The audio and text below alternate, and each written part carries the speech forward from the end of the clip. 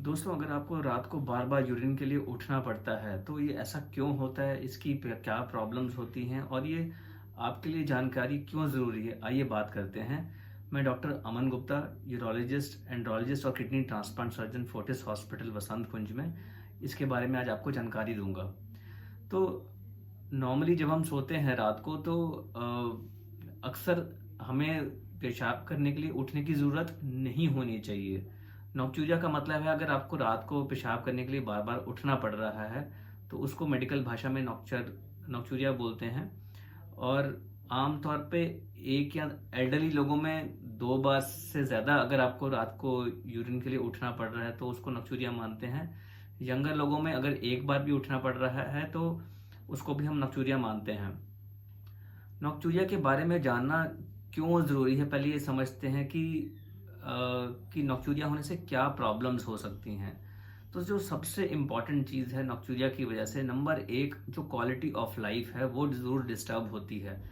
आप अगर रात को बार बार यूरिन के लिए उठ रहे हैं, तो उससे सर्टनली जो है आपकी नींद खराब हो रही है, सुबह आप फ्रेश फील नहीं करेंगे और रात आपकी डिस्टर्ब रहेगी, तो क्वालिटी ऑफ लाइफ उससे ज़रूर डिस्टर्ब रहती है। दूसरी चीज़ जो अहम मुद्दा है, कि जो एल्डरली पॉपुलेशन है, जो कि जिनको कि चलने में दिक्कत है या विजन की प्रॉब्लम्स हैं, नज़र कमज़ोर हो चुकी है, रात को अंधेरा होता है, नींद में होते हैं, बहुत सारी दवाइयाँ चल रही होती हैं, कभी कभी नींद की दवाई भी चल रही होती है, तो कई बार जो रात को जो गिरने का डर रहता है कि बाथरूम तक जाते जाते गिर गए और चोट लग गई, वो एक मेजर कारण है कंसर्न का, क्योंकि उन चोट की वजह से कोई सिवियर और सीरियस इंजरीज भी हो सकती हैं और नुकसान हो सकता है।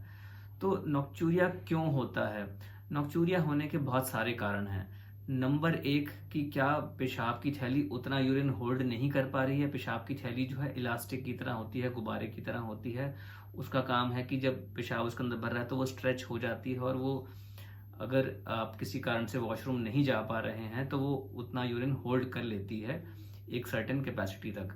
अगर आपकी पेशाब की थैली की क्षमता कम हो चुकी है किसी कारण से, भले वो ब्लैडर की अपनी दीवार की प्रॉब्लम है, ब्लैडर वॉल की कोई प्रॉब्लम है या उसकी नसों की प्रॉब्लम है, उसको हम ओवर एक्टिव ब्लैडर कहते हैं।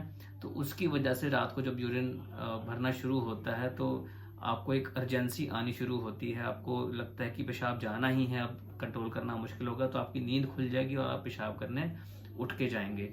ये कैटेगरी होती है ओवर एक्टिव ब्लैडर की। और इसके कई कारण होते हैं। आदमियों में इस इनलार्ज प्रोस्टेट की वजह से ऐसा हो सकता है, और दूसरे कई कारण हैं कि पेशाब की थैली में कोई कोई ट्यूमर है या न्यूरोलॉजिकल कंडीशन है, नसों की प्रॉब्लम है, डायबिटीज़ है, तो उसकी वजह से ऐसी कंडीशंस हो सकती हैं। दूसरा है कि रात को जो है यूरिन का प्रोडक्शन बढ़ गया।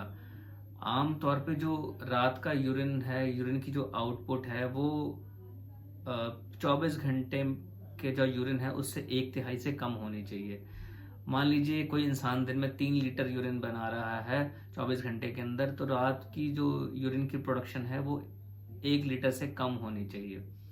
अगर ये यूरिन प्रोडक्शन ज़्यादा है या 1/3 से भी ज़्यादा है, तो उसको हम नॉक्टर्नल पॉल्यूरिया कहते हैं। उसका मतलब है कि किडनी जो है ज़रूरत से ज़्यादा पेशाब बना रही है। अब ऐसा क्यों होता है? ऐसा इसलिए हो सकता है कि अलग अलग कंडीशंस की वजह से। एक होता है कि आप लिक्विड इनटेक बहुत ज़्यादा ले रहे हैं। मान लीजिए आपकी हैबिट है कि रात को सोने से पहले आप चाय कॉफ़ी लेते हैं या अल्कोहल पीते हैं, तो उसकी वजह से क्या होता है कि रात को यूरिन की जो प्रोडक्शन है वो ज़्यादा बढ़ जाएगी और आपको यूरिन के लिए बार बार उठना पड़ेगा। नंबर दो, की बॉडी में कुछ ऐसी बीमारियां हैं जिसकी वजह से यूरिन प्रोडक्शन ज़्यादा हो रहा है। डायबिटीज़ मिलेटस, डायबिटीज़ इंसिपिडस, या फिर पॉलीडिप्सिया जो है, जिसके अंदर कि आप एक्सेसिव लिक्विड्स लेते रहते हैं क्योंकि आपको बहुत ज़्यादा प्यास लग रही है। ऐसा क्यों होता है कि बॉडी में जो थर्स्ट मैकेनिज्म्स के जो कुछ रिसेप्टर्स होते हैं ब्रेन में, वो उनका फंक्शनिंग जो है वो पुअर हो जाता है, जिसकी वजह से आपको बार बार पानी पीने का मन करता है। इसके अलावा जो दूसरी कंडीशंस हैं, जैसे कि आपको कोई टांगों में स्वेलिंग है, जैसे कि किसी को हार्ट फेलियर की प्रॉब्लम है, टांगों में सूजन आ जाती है, टांगों की नसों में कोई ऐसी प्रॉब्लम है जिसकी वजह से टांगों में सूजन होती है, वहाँ पे लिक्विड का जो है वहाँ पे पानी रुकना शुरू हो जाता है टांगों के अंदर, टांगें सूजी रहती हैं। तो जब आप रात को सोते हैं तो वो जो टांगों के अंदर जो लिक्विड भरा हुआ है वो वापस सर्कुलेशन की तरफ आना शुरू होता है, किडनीज को ज़्यादा लिक्विड मिलना शुरू होता है और किडनी रात को ज़्यादा यूरिन बनानी शुरू कर देती है, जिसकी वजह से आपको रात को बार बार पेशाब जाना पड़ता है। इसके अलावा जो है स्लीप प्रॉब्लम्स, मान लीजिए जैसे आपको स्नोरिंग की प्रॉब्लम, आप खुराटे बहुत मारते हैं, उसको हम ऑब्स्ट्रक्टिव स्लीप एपनिया कहते हैं। कई बार खुराटे उतने ज़्यादा नहीं होते हैं और अनडायग्नोज्ड ऑब्स्ट्रक्टिव स्लीप एपनिया है, उसकी वजह से भी बॉडी के अंदर कुछ हार्मोन्स के बदलाव आते हैं, जिसकी वजह से रात का यूरिन प्रोडक्शन बढ़ जाता है। इसके अलावा आपको कोई स्लीप डिस्टर्बेंस है, मान लीजिए आपको कोई स्ट्रेस है किसी प्रकार का, आपके स्लीपिंग हैबिट्स आपके पुअर हो गए, आपको रात को नींद नहीं आ रही है, तो एज अ हैबिट आप बार बार उठते रहेंगे और आप बार बार यूरिन जाते रहेंगे। तो ये सब चीज़ें जो हैं आपकी ओवरऑल क्वालिटी ऑफ लाइफ को डिस्टर्ब करती हैं और जैसा मैंने बताया एल्डरली लोगों में इसके अंदर गिरने की रिस्क रहता है और सीरियस जो है चोटें लगने का भी रिस्क रहता है। अब इसके लिए क्या क्या इसको कौन ट्रीट करता है? कई बार ये मल्टी डिसिप्लिनरी अप्रोच रहती है। ऐसा क्यों है? आप मेनली अपने जनरल फिजिशियन या यूरोलॉजिस्ट के पास जाएंगे कि आपको यूरिन बार बार जा रहा है, तो जैसे एज अ यूरोलॉजिस्ट हम देखते हैं तो हम अंडरलाइंग उसका कारण जो है, उसका मेन कारण है, उसको ढूंढने की कोशिश करते हैं। मान लीजिए कि हार्ट के अंदर कोई प्रॉब्लम है या आपको ऑब्स्ट्रक्टिव स्लीप एपनिया है, तो आपको उसके लिए उस पर्टिकुलर स्पेशलिटी की जरूरत पड़ेगी ट्रीटमेंट के लिए। ऑब्स्ट्रक्टिव स्लीप एपनिया है तो उसके लिए जरूरत पड़ेगी, डायबिटीज है तो शुगर कंट्रोल की जरूरत पड़ेगी। तो हर एक ये की मल्टी टीम अप्रोच होती है। इन्वेस्टिगेशंस के नाम पे यूरिन टेस्ट है या शुगर टेस्ट है या फिर आपका अल्ट्रासाउंड है, यूरिन का फ्लो है अगर खराब हो रहा है, ये सब चीज़ें चेक करने से आइडिया रहता है कि अंडरलाइंग कारण क्या है। तो इसका जो है ट्रीटमेंट जो है संभव है। काफ़ी बार लोग इस चीज़ को as a normal part of ageing लेते हैं और इस चीज़ को लेके सफ़र करते रहते हैं, और कभी डॉक्टर के पास नहीं जाते क्योंकि उनको लगता है कि ये नॉर्मल पार्ट ऑफ एजिंग है, उम्र के हिसाब से ये नॉर्मल चीज़ है। लेकिन ऐसा नहीं है, इसका इलाज संभव है। अगर आप अपने यूरोलॉजिस्ट से मिलेंगे तो और डिस्कस करेंगे इसके बारे में, तो आपको जानकारी मिलेगी कि ये चीज़ एक ट्रीटेबल प्रॉब्लम है। तो सबसे पहले तो हम इसके अंदर जो है लिक्विड मैनेजमेंट आपको सिखाते हैं कि कितना लिक्विड लेना चाहिए, किस टाइम पे लेना चाहिए, ताकि यूरिन आप रात को यूरिन का प्रोडक्शन जो है वो कम हो जाए। जैसे कि रात को सोने से 2 घंटा पहले हम बोलते हैं कि लिक्विड इनटेक आपका कम कर देना चाहिए। जब आप रात को उठते भी हैं, अगर आपको प्यास लगती है तो 1 या 2 सिप लीजिए। कई बार लोग 1 गिलास पानी पीते हैं, उनको प्यास लग रही होती है एज अ हैबिट, तो उनको हम गाइड करते हैं कि रात को 1 या 2 सिप पी लें अगर नींद खुल भी रही है। इसके अलावा अगर आपको कोई दवाइयाँ चल रही हैं, जैसे कि कई मेडिसिन ऐसी होती हैं जिससे कि यूरिन प्रोडक्शन बढ़ जाता है, अगर हम उस मेडिकेशंस को मॉडिफाई करें, उनका टाइमिंग चेंज करें, तो उससे आपकी प्रॉब्लम कम हो सकती है। इसके अलावा जो है आपको हैप्पी ब्लैडर हैबिट्स बोलते हैं कि आपको कुछ चीज़ें जो हैं ऐसी हैं जिसकी वजह से ब्लैडर जो है सेंसिटिव ज़्यादा हो जाता है, ओवर एक्टिव हो जाता है। वो चीज़ों को हम आपको गाइड करते हैं कि क्या चीज़ें नहीं लेनी चाहिए। फॉर एग्जांपल जैसे कि कॉफ़ी है, चाय है या फिर बहुत ज़्यादा अल्कोहल है, इन सब चीज़ों से बहुत ज़्यादा यूरिन प्रोडक्शन होता है और उसकी वजह से भी रात को यूरिन बार बार जाते रहेंगे।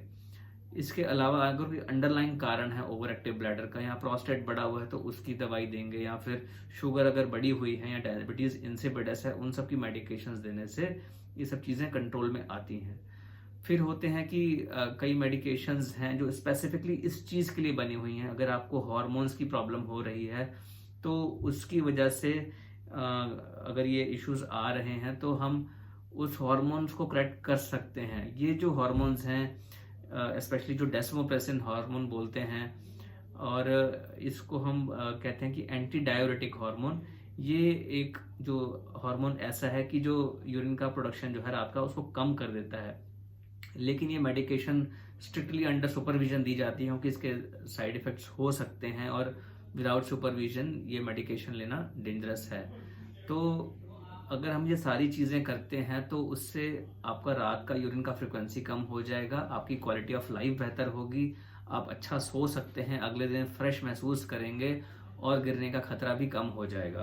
तो जो एल्डरली लोग इस चीज़ को सुन रहे हैं या फिर उनके बच्चे अगर इस वीडियो को सुन रहे हैं, तो एक उनकी सेफ्टी के लिए कुछ बदलाव आप कर सकते हैं। नंबर 1, जो बाथरूम है अगर बेड से बहुत दूर है तो उसकी जगह हम बेड साइड कोमोड्स यूज़ कर सकते हैं, ताकि उठने के लिए, बाथरूम जाने के लिए बहुत दूर चलना ना पड़े। क्योंकि कई बार जो है चला नहीं जाता है, चाल स्लो होती है, जॉइंट की इश्यूज होती हैं या वीकनेस होती है, तो हम कई बार बाथरूम तक नहीं पहुंचते हैं और यूरिन लीक होना शुरू हो जाता है।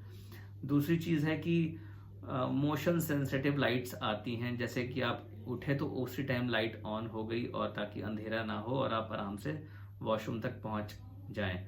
बाथरूम के अंदर एंटी स्किड फ्लोरिंग होनी चाहिए, ताकि अगर